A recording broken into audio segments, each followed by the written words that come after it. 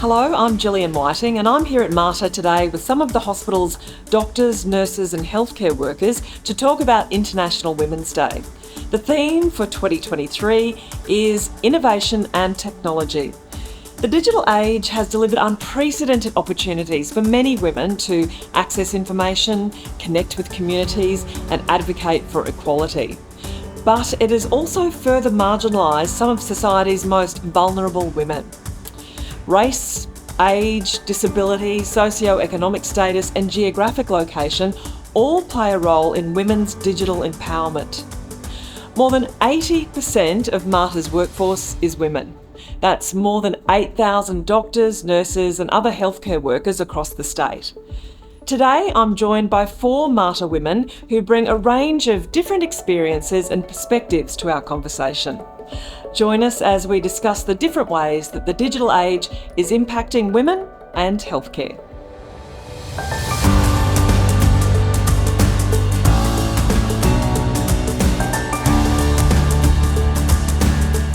Well, this is very exciting to have 4 extraordinary women together from Mater talking about International Women's Day and about the theme of this year. I'll go to Donna for our first question today, which is, during your career, what innovation or technology do you believe has had the greatest impact on improving and advancing healthcare for women?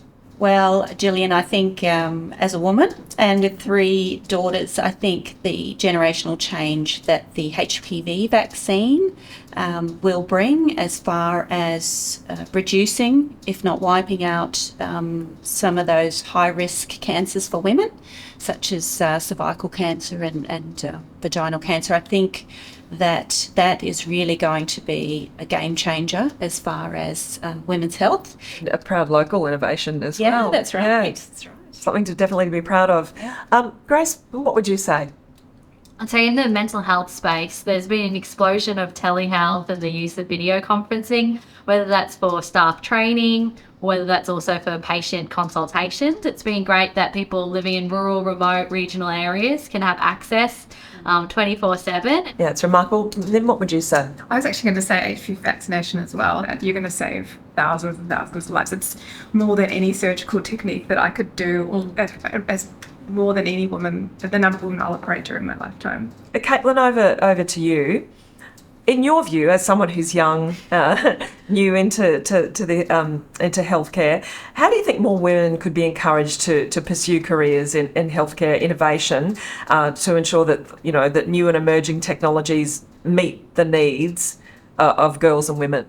I think there's already been a really positive move in that direction. I experienced there's lots of girls in my STEM classes. Obviously, I've done a Bachelor of Nursing, which is predominantly female-based, which is amazing. But just more role models and educators from those areas to just really help inspire young women. And that also just strive to become doctors, that they can become researchers. And so just have really visible role models like who are here today is a really positive way forward. I know, how awesome it is. Role models.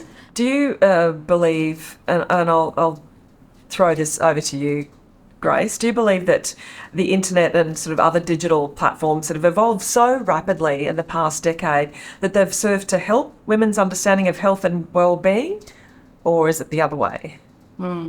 So I guess with the explosion of social media, everyone's using TikTok and Instagram and Facebook at the moment, there can be a lot of pressure on body image. And unfortunately, during pregnancy and the time after birth, we know that this is a time where there's a high risk of relapse for eating disorders in the peripartum. And so what we're trying to do at the moment is create an online module so that we can equip midwives and health professionals to be able to detect and respond to eating disorders in the peripartum. Well, that's fantastic. Caitlin, what are your thoughts on this?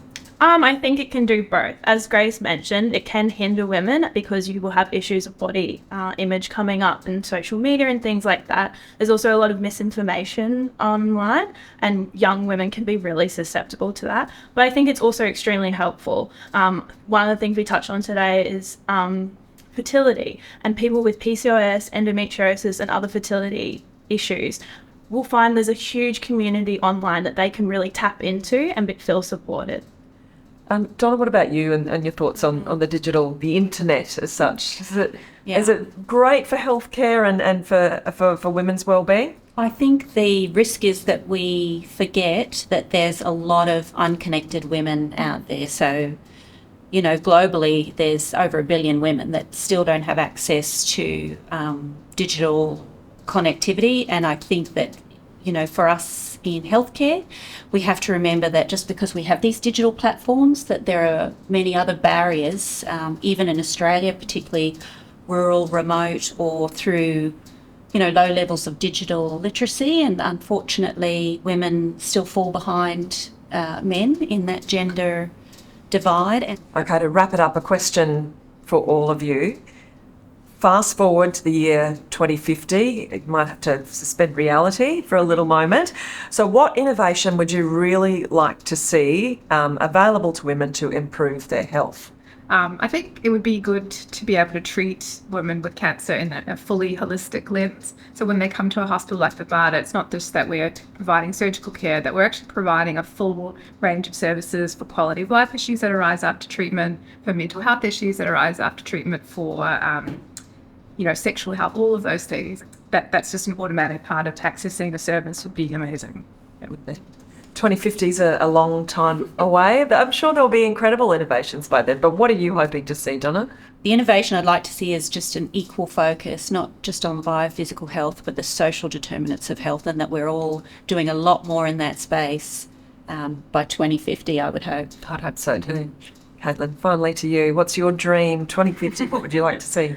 It's a similar thing in terms of holistic healthcare. I work on a ward that works really closely with the breast care nurses, so I would love to see more nurses for specific types of cancer that affect women, whether that be cervical cancer, bowel cancer, because I just see the effect that they have and the way they are able to provide that holistic healthcare that we're all for.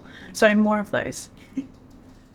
Thank you so much to our incredible panel for that really interesting conversation about International Women's Day, about the role of women in healthcare, and importantly about the role of digital innovation, the challenges that it does bring, and also the incredible opportunities that are just around the corner, and the wonderful things that MARTA's actually doing. So I'd say to all of you, have a wonderful International Women's Day.